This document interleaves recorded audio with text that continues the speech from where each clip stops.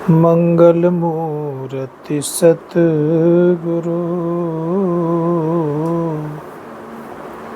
मिलवै सर्वाधार। मंगलमय मंगल करन बिनुवा बारंबार। धन्य धन्य सतगुरु सुखदा महिमा कही न जाय।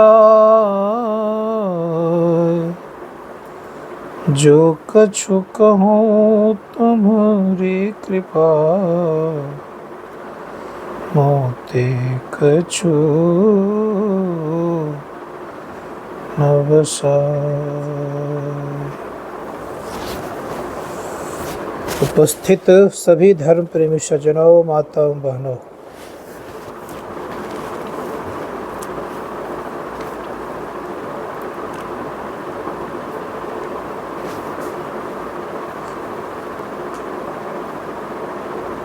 एक नगर में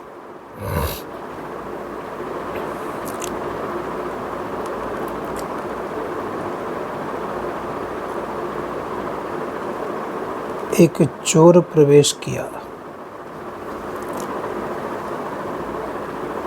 वह चोर किसी के घर में प्रवेश करना चाहा।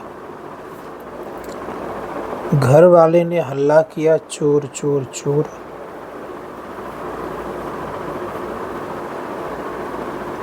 अब चोर भागना शुरू किया और नगर वाले उसका पीछा करना प्रारंभ किया। भागते भागते जंगल की तरफ भागा। नगर वाले ने सोचा कि अब भाग गया है,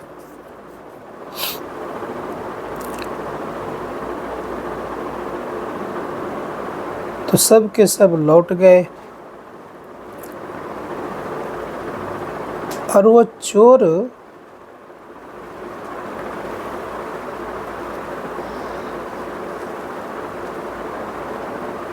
महात्मा जी की कुटिया में जाकर धड़ाम से गिर गया। महात्मा जी कुटिया से बाहर निकलते हैं, देखते चोर गिरा हुआ है। उसको जाके स्पर्श किया तो उसके प्राण पखेरु उड़ चुके थे।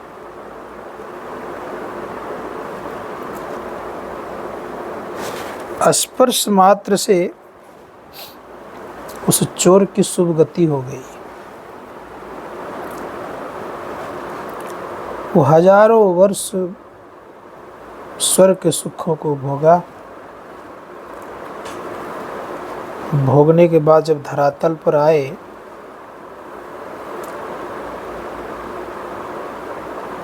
तो वह चोर राजा बना।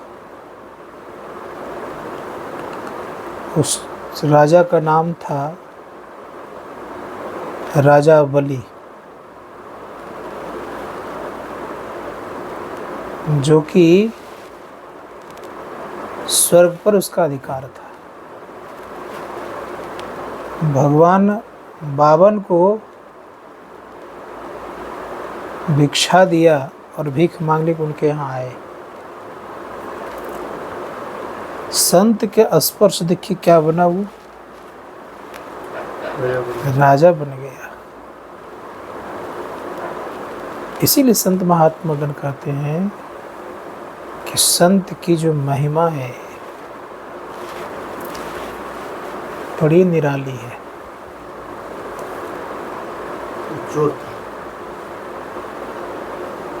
चोर राजा बन गया और स्वर्ग पर आधिपत्य कर लिया, और उसी के यहाँ 52 भगवान भिक्षा मांगने के लिए आए। अब सोच कर देखिए कितनी बड़ी बात है। इसीलिए संत महात्मा गण कहते हैं कि विचार करके देखिए क्या स्थिति होती है। तो जो संत होते हैं वे दूसरों का उद्धार करने का क्षमता रखते हैं। संत के दर्शन से पाप टलता है। संत दर्श को चाहिए तज ममता अभिमान, ज्यों ज्यों पग आगे धरे कोटि यज्ञ समान। संत के दर्शन करने के जब चलते हैं लोग तो करोड़ों यज्ञ के समान, करोड़ों यज्ञ का फल मिलता है और करोड़ों पाप भी खत्म हो जाता है उसका। संत दर्श को जाइए तज ममता अभिमान, ज्यों ज्यों पग आगे धरे कोटि यज्ञ समान। दूसरे कहते कि संत दर्श को जाइए, तो चले तो गए, वो करोड़ यज्ञ का फल का प्राप्ति हुआ। संत दर्श जिमि पातक टरहि, संतों के दर्शन से पापी व्यक्ति भी तर जाता है। इसीलिए संत महात्मा गण कहते हैं कि कहीं जाए या ना जाए, इन संतों के दरबार में जरूर जाना चाहिए। संत के दरबार में रक्षा भी होती है, प्रतिष्ठा भी बचती है, सुरक्षा भी मिलती है। जैसे राजा चंद्र प्रत्युदंड, बड़े अच्छा राजा,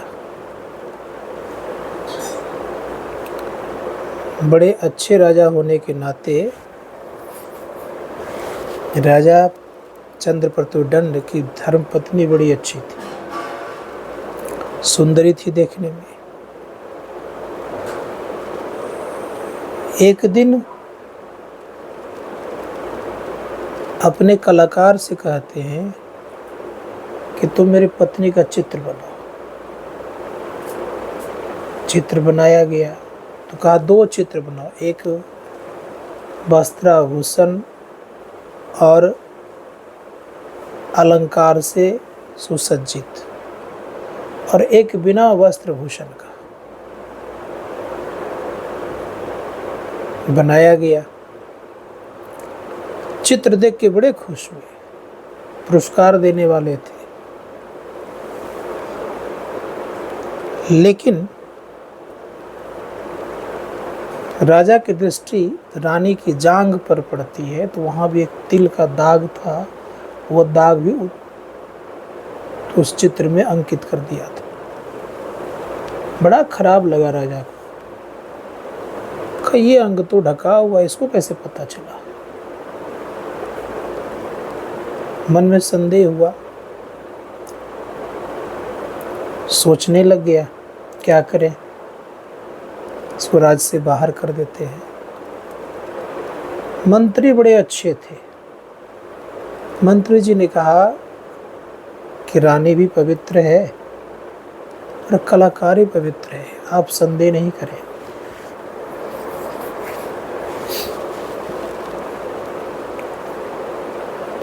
अगर आपको विश्वास नहीं होता तो मैं आपको प्रमाण देता हूं।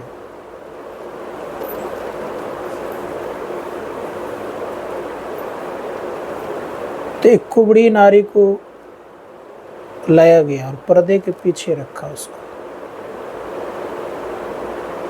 और केवल एक अंगूठा दिखाया और संपूर्ण चित्र बनाया। जहां पर कुबड़ापन था वो चित्र में अंकित कर दिया। यद्यपि वो कुबड़ी नारी को देखा नहीं गया था, तभी कलाकार ने जहां पर कुबड़ापन था उसको दिखा दिया। फिर भी राजा के मन में विश्वास नहीं।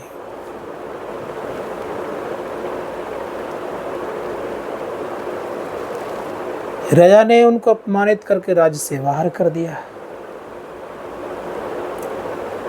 दूसरे राज्य में जा करके यह चित्र दूसरे राजा को दिखाया और कहा कि इतनी सुंदरी नारी आपके पास रहना चाहिए, उस कमजोर राजा के पास क्यों रहेगी। उसको प्रोत्साहित किया और परिणाम ये हुआ तो चढ़ाई करवा दिया।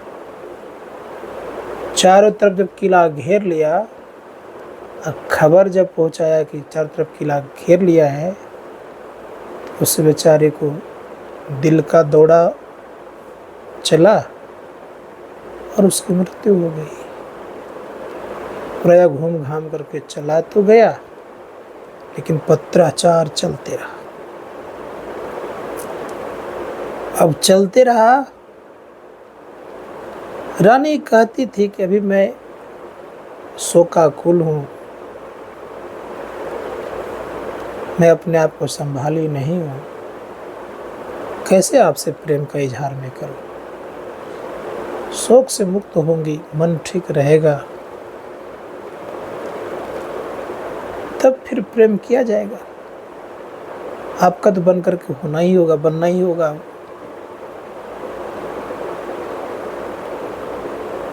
इन सारी बातों को जब वो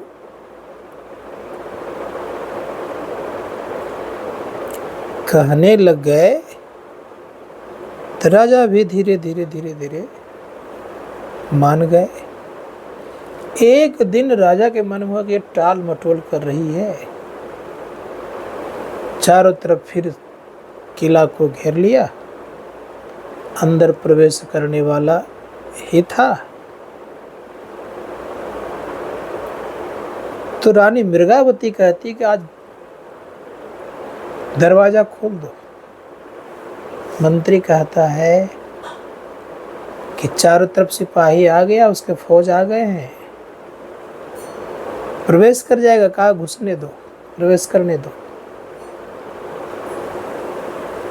दरवाजा खोल दिया गया। मृगावती भगवान महावीर आए थे, उनके पास चली गई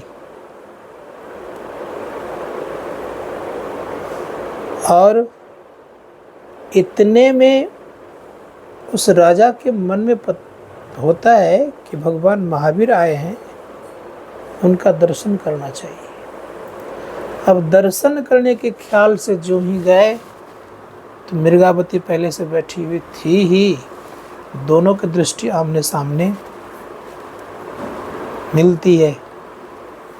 तो राजा कह बैठते हैं कि बहन कहो क्या समाचार है। तो मृगावती कहती मैं तो ठीक हूँ, ये छोटा सा तुम्हारा भांजा है, इसको संभालो। राज हड़पना चाह रहा था, मृगावती को रानी बनाना चाह रहा था। परिवर्तन क्या हो गया? परिवर्तन ये हो गया कि राज भी नहीं लिया, उस रानी को बहन भी मान लिया,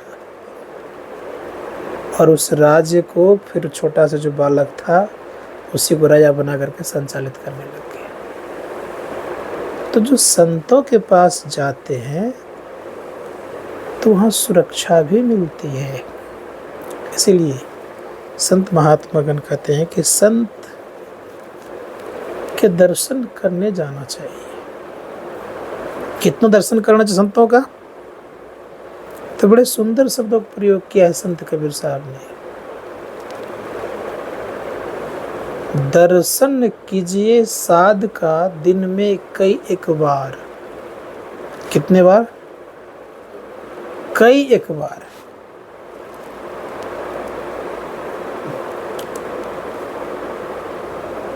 एक दो बार नहीं, कई एक बार कहा। तो कहा जैसे अजोसा का मैं बहुत करे उपकार। एक अश्विनी महीना में मेघ लगता है,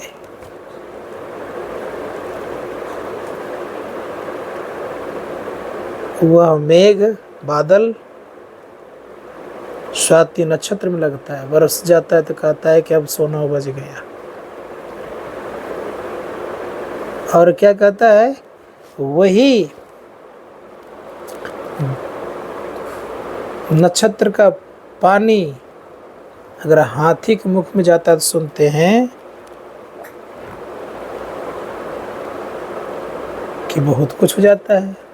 सीपी के मुख में जाने पर वो मोती उसके मुंह में बनता है। केला के थम में पड़ता है तो कपूर बन जाता है। विचार करके देखिए, एक बूंद है पानी, और वही पानी जब सांप के मुख में जाता है तो क्या नहीं बन जाता है, अर्थात जहर का रूप ले लेता है। और साथ ही साथ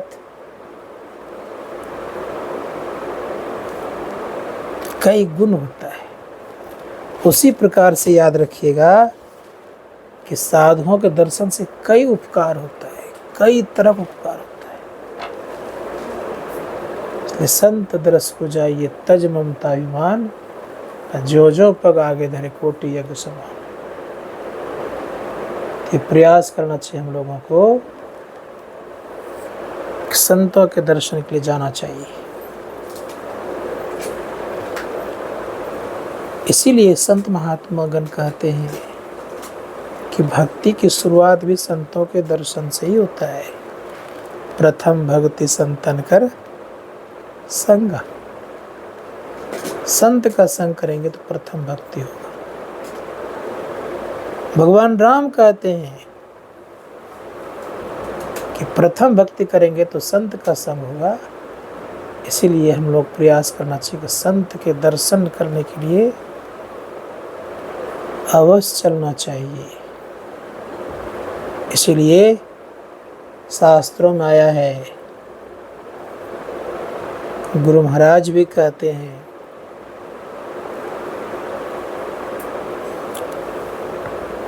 कि जो महापुरुष ने आत्म साक्षात्कार कर लिया है उनके दर्शन से बहुत लाभ होता है। इसीलिए का संसारे अस्मिन् क्षणार्धोऽपि सत्संगस्य विधिर्नाम याप्ते वाप्ते सर्वसा पुरुषार्थ चतुष्टयम्। सत्संग से, संतों के संग से चारों फल की प्राप्ति होती है, अर्थ धर्म काम और मोक्ष। इसीलिए हम लोगों को सत्संग करना चाहिए।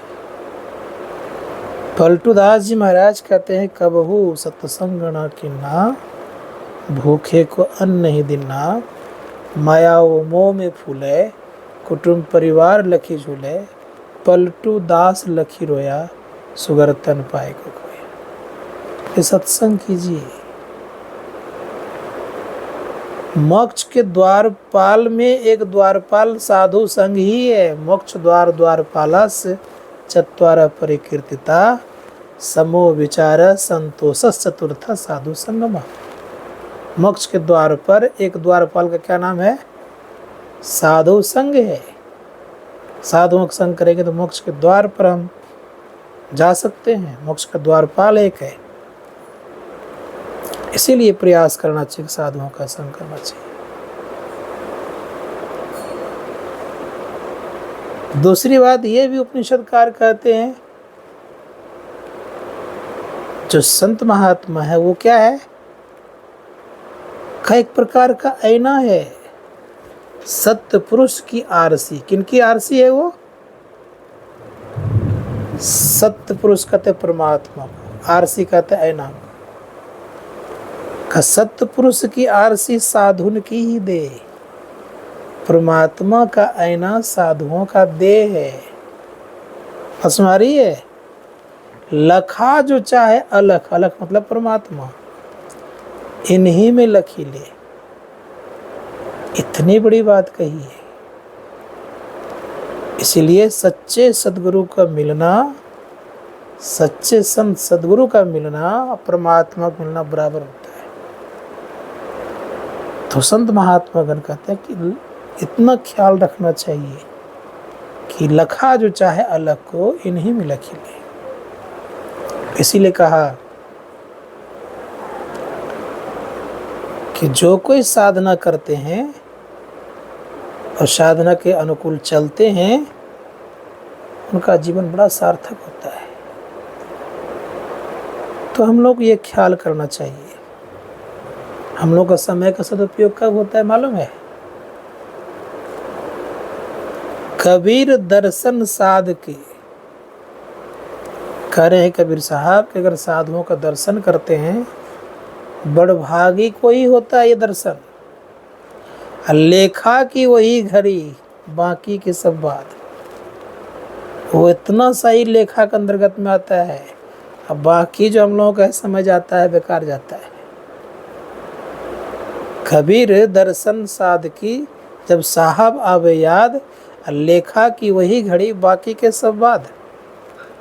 जितना देर तक हमको परमात्मा का नाम याद आते हैं उतने देर तक हमारा समय है, बाकी समय बेकार है। उतना ही समय मेरा है जितना मेरा समय क्या कहता है, जितना मैंने परमात्मा को याद किया है। अब कितना याद किए हैं ये निर्भर करता है आप पर। आपने अधिक याद किया तो आपका अधिक समय है, कम याद तो कम आपका समय है। लेखा की वही घड़ी है, बाकी के सब बात। उतना सही लिखाता है कौन सा समय, जितना आपने परमात्मा को याद किया है। और फिर कोई समय परमात्मा को डायरी में लिखाता नहीं है। इसीलिए संतों ने कहा कि संत का दर्शन करना चाहिए, उनके दर्शन से परमात्मा याद आते हैं।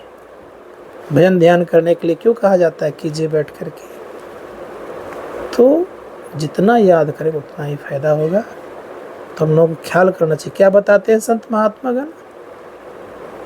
संत महात्मागण कहते हैं कि तुम्हें अंदर का रास्ता बता रहा हूँ, उस पर तुम चलो।